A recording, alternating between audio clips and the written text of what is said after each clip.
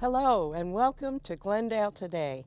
I'm Councilmember Joyce Clark, representing the Yucca District, which is all of western Glendale. I'm so glad to be back after a 4-year hiatus, and I've decided to take my episodes of Glendale Today and turn them into what works in Glendale. There are so many people behind the scenes who do everyday jobs that mostly we as citizens are not aware of. We just get the end products of their labor. So today I have the Water Services Department with me, and I have Frits Soumokil, Supervisor of the Water Services Department, and Ron Gouger, who is a lead water service rep. Thank you very much. And Frits, we're going to start with you. Let's talk about the members of the Field Customer Services Group and what kind of responsibilities do they have? Yes, ma'am. So our group is, our main priority is to deliver an accurate and timely water bill to our customers. There are 62,000 water meters throughout the city, and we're responsible for reading each of those every month. On top of that, we also complete up to 3,000 service orders a month. So like service orders, what do you mean? Service orders can consist of meter box maintenance, meter replacements, helping a customer locate a leak on their property, high usage investigations, we get a lot of those, and also all the turn on and turn off for service requests from customers. So 62,000 water meters, you said, a month. Correct. That's about 2,000, 2,100 a day. Correct. How many people do you have to do that kind of work? Our staff consists of 10 water service reps, and we have 2 lead water service reps. And each of the reps are responsible for reading 400 to 500 water meters per day. That's the first half of the day. Okay. So our day is split in two. There's 2 different aspects of our day. For the first half of the day, we're reading meters, and the second half of the day is when they're completing those service orders that I discussed. Okay. What happens if somebody is sick or absent that day? What happens to those 400 or 500 meters? That's a good question. There's no pushing work over to the next day. That work has to be done, so that means, you know, everyone understands the responsibility of getting those reads done that day, so that we all as a group have to combine and get those reads done. It doesn't matter if someone's sick or if it's hot outside or raining, that work has to get done that day. And you said in the afternoon you do things like water connects, disconnects, stuff like that. How many of those are usually, assigned per day? What do they spend most of their afternoon doing?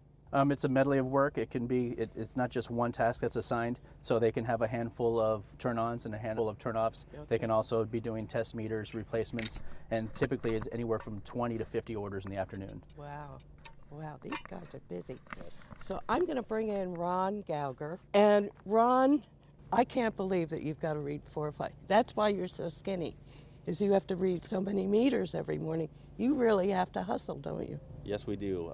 We read them in about 15 to 20 seconds. But do you drive or walk to the next one, or? Most of our routes are a walking route. We walk in between each meter, and we do have some commercial routes that are driving between meters. Do you have any idea how many miles you walk a day? Has anybody ever checked it? It's been checked, but it could be roughly upwards of 10 miles a day. Now, I understand that almost all the meters are, what would you call those, analog, manual? They are manual read, but we do have roughly about 2,000 meters where they're read electronic. So who gets a special treatment? Who gets 2,000 of these electronic? Those are our commercial and economic routes in high traffic areas such as Thunderbird Corridor, Bell Road Corridor, Westgate, and Arrowhead. Okay, so they're commercial meters and they're high volume meters. Curious question, when you go to a commercial site, are the meters tended to be congregated together, or do you have to go to each? They can be separated. Really? Well, yes. Yeah.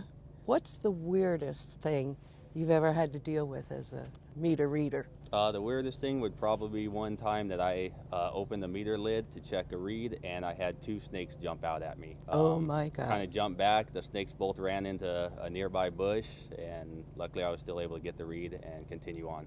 Did you call anybody and say, we've got snakes in the neighborhood? No, typically we just try to leave them alone and not bother them.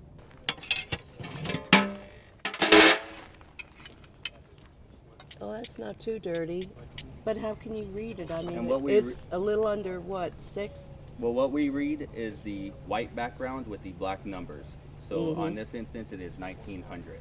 and that we bill by the thousands, we read by the thousands. We do not read anything with the black. I see. background. The numbers in the bar is what Yes, you read. yes, we read right here 1900. Okay. And you don't take the 630? No, we do not. Okay. The city only bills by the thousands, so we only read what is in the thousands. Okay. You don't close it back, the lid back up? You're not trained well. A lot of times we do not. Why? That lets it get dirtier. All right, I'm gonna try this. Oh. What if it falls down on the meter? You'll have to replace it, right? If it gets damaged. Oh, well, I'll try not to do that. All right, this says 112.63. Okay. So that gets inputted into our handheld device. And I can see the lid was not closed. Last time it was red. So we'll close it. And then the information goes in here, and what happens to it once it goes in here?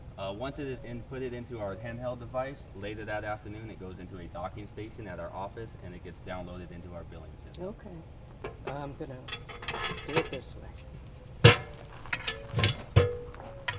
I would not make a good water meter reader. I'm too picky. Okay, Ron. I understand that there's some kind of leak indicator in here. First of all, show me where it is. Yes, on this particular meter, it has a gear type wheel that is a leak indicator.